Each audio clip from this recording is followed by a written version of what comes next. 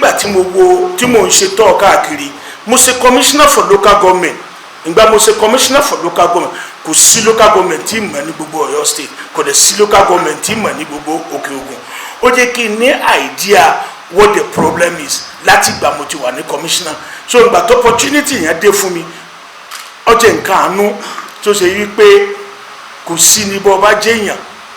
rere tó dẹ̀ níbẹ̀rù Ọlọ́run àrí ntọ́ ọkọ̀ sàkíní ẹ̀ mo realize yí pé kò sí higher institution kankan ní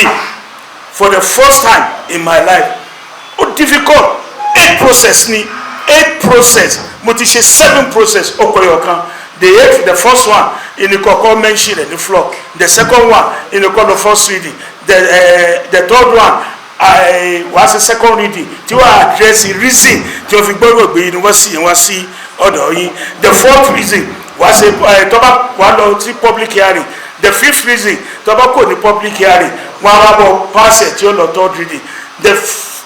sixth reason wọ́n á gbé lọ sí lower house yín tọ́jà house of rep wọ́n á kọ̀ǹkọ̀ tí wọ́n bá kọ̀ǹkọ̀ the seventh reason wàá follow rẹ̀ lọ ministry of justice àti ministry of education which is where we are now tí wọ́n fi gbé lọ́dọ̀ president fún assign lágbára Ọlọ́run assign lágbára Ọlọ́run assign tó bá ti sign at that time the problem 50% or 80% have been solved. Marry it with the